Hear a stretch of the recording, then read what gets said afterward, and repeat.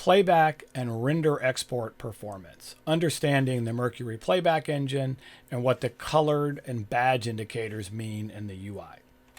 Let's start by talking about how to figure out which effects in the effects panels are GPU enabled. You can simply toggle these on and sort them by clicking on the first plugin selector, which is the Mercury Accelerated Effects selector, and that will show you all of the GPU enabled effects.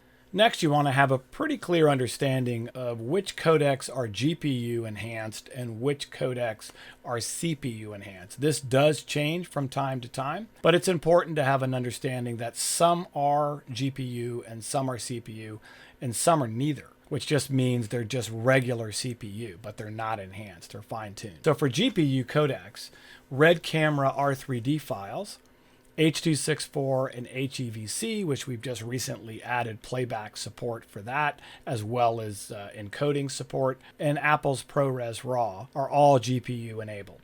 CPU enhanced codecs are ProRes, non-RAW, as I said, that was GPU, so ProRes codecs, Avid DNX, ARRI, and XDCAM. When you're looking at effects, again, it's important to know, are the effects CPU or GPU? This is particularly important when you're talking about third-party effects, understanding whether or not they actually use the GPU. Again, you can use the performance monitoring tools on the Apple Activity Monitor or Task Manager in Windows to get a general idea what's happening. In some cases, you might have an effect that is a GPU effect, but you don't have enough GPU memory, and that will force it back to CPU. One example might be you're trying to take an 8K piece of media, which is getting to be more common these days, and you're going to apply a GPU effect, and maybe you only have a 4 gig card. That's not enough memory maybe for that particular effect, so it will force it back to CPU. Another thing to understand is how many CPUs are in the system. Generally, you only ever need one in a desktop if it's a decent GPU, but you can certainly put up to 3 in a system, and we will take advantage of those. But only one GPU currently today is used for playback. This is something we're looking at today, only one GPU for playback, but all GPUs will be used for export and rendering. For rendering, we typically turn off the built-in GPU on things like laptops, so the discrete GPU, just so we throw more resources at the dedicated GPU. And again, I just point out that technology is always changing, and as of today, we've added new NVIDIA and AMD H.264 and HEVC support. Again, those are technologies that will change all the time. A couple things to note out that are pretty important.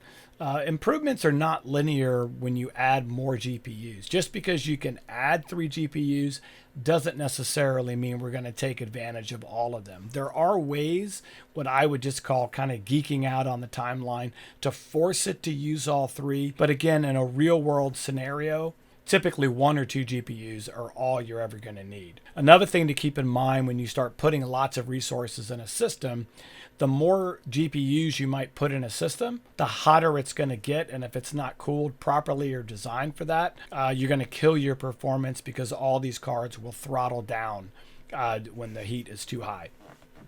Let's take a look at what the colored badges and colored lines and the sequence inside Premiere Pro mean when it comes to playback and rendering performance. First, let's start out with the badges, and you'll see that a gray badge is indicated here that there's no effect on that particular clip. The yellow badge means an intrinsic effect has been applied or a fixed effect. These are things like motion, opacity, and speed. The purple badge is just a standard effect or maybe a plugin effect has been applied. Again, the whole idea of this is at a glance, you can just look at a timeline and kind of see what's going on by the color of the badges. A green badge means you have a combination of the yellow and purple badge. So in this case, you could have both a fixed effect like scale and a lumetri color effect on the clip. So green is going to be, there's multiple things happening on that clip. So just to recap, gray means no effects have been applied. Yellow are things like motion, opacity, and speed. Purple is going to be an effect or plugin effect has been applied. And then green is both yellow and purple have been applied to a clip. As you'll see here, we have a purple badge with a red line, which is telling you that a master clip effect has been applied. And this is going to be at the project level.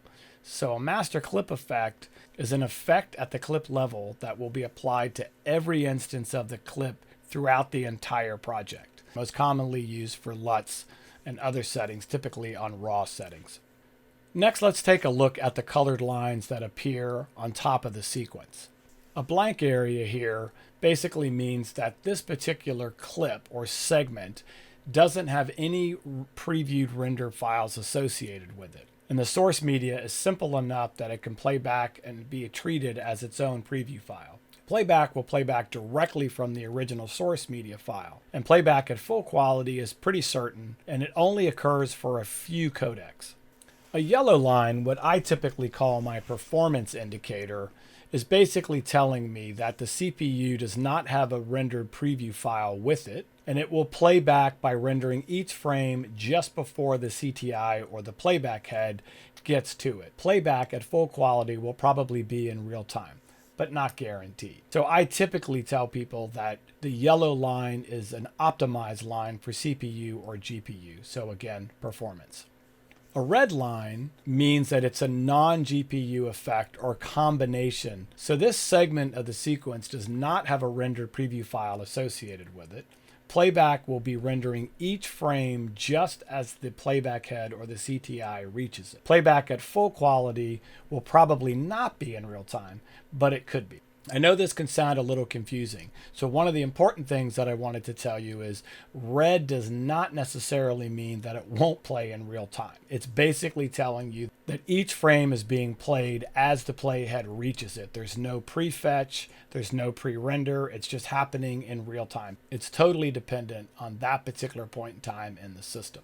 A green line means that it's been pre-rendered, and playback will be using the rendered file, and playback at full quality is certain to be real time because again, you pre-rendered the file.